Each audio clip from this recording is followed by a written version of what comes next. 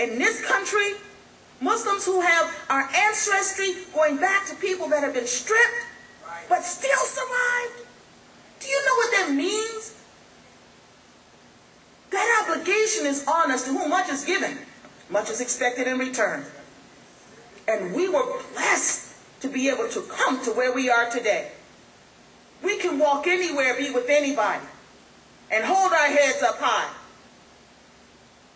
To whom much is given, much is expected in return. So we are obligated. That sister's comments about buying from self. We started that. We started that. Everybody was putting us down. It was our community that said, no, no, no, no, no. Take care of ourselves. Don't let anybody come in and give us money and give us resources. We don't want your educators. I'm not dissing educators. I can't. I'm an educator. But we don't want you to come in and teach us your doctrine. We have our own doctrine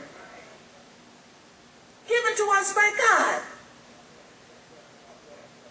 We have our understanding of our doctrine as it's been revealed to us and given to us by those that God has blessed. We don't want America's way of doing business.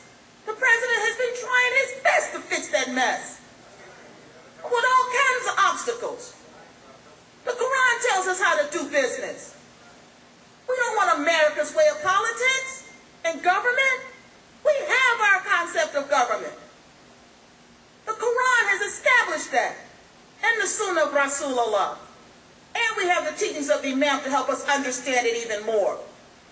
We don't want America's version of culture, stripping ourselves of everything, our dignity, our morals, everything. We don't need any of that. And those are the four things Imam Mohammed said we need to establish a community. Education, business, culture, government. The convention is set up to address all four of those pillars. Those pillars that helps to hold a community up. And when you look at the pillars of our faith, of our Deen, putting God out first, and all of the pillars that follow, the sacrifice, the prayer, the fasting, and then that pilgrimage. When you look at all of that, you see it in those four things when you look at how Imam Muhammad taught us what we should be doing in each of those four components of the community.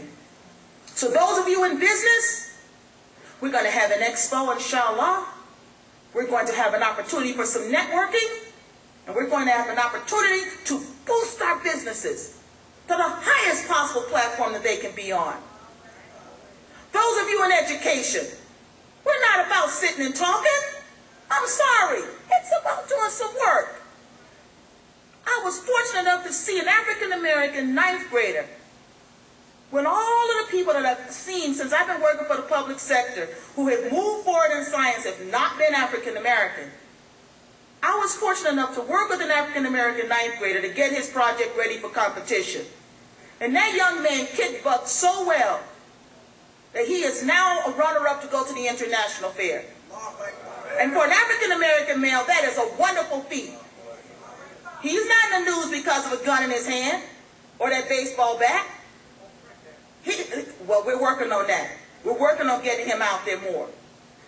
And what this young man built his project around the potato battery. One of the easiest things for a science teacher to present to a child, but he took it to the platform that allowed him to be eligible to go to the international fair.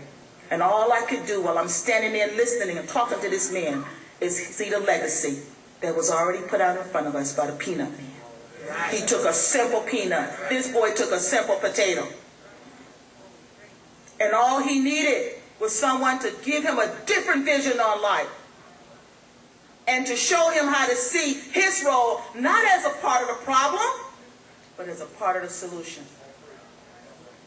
Not to look at things in a box, but to look at things outside the box. And to question. And to look at, the Quran tells us, the signs of God.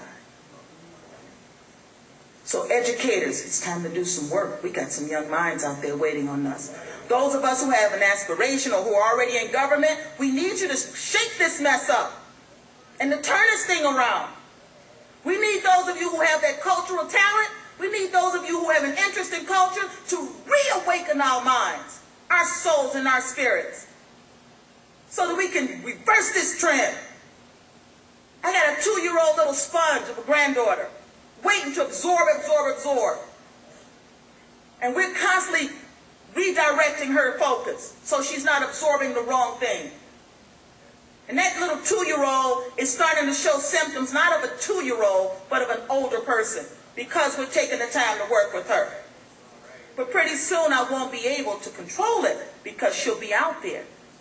All I can do is lay the foundation, not me, myself, but my daughter, her parents. But we need people in culture. Got a wonderful flautist over here. She does what she can. And we've got others. We need you to help us reverse this trend. Reverse this trend. And that's what the convention is about. So bring your talents. Bring your skills. Help us set up these workshops. Help us set up these sessions. Help us set up the events. And also come and contribute to the events, the workshops, and the sessions. Allahu Akbar. Convention. Labor Day weekend, Thursday through Monday, right here in our neighborhood, Tinley Park Convention Center. We're planning on, inshallah, doing a tour on Monday. For those of you who don't know of the history here in this Midwest area with our community, that's going to be a part of Monday, inshallah. A full weekend starting on Thursday. Come, be a part of this. Don't be the person, oh, they didn't do this, they didn't do that. You know what? Keep talking. Just move back a little bit. So those who want to work can step out in front and do the work that's got to be done. And those of you who've been working, only Allah can give you your reward. Only Allah. But I'm going to say, on behalf of the Mosque, thank you. And it is appreciated. Assalamu alaikum.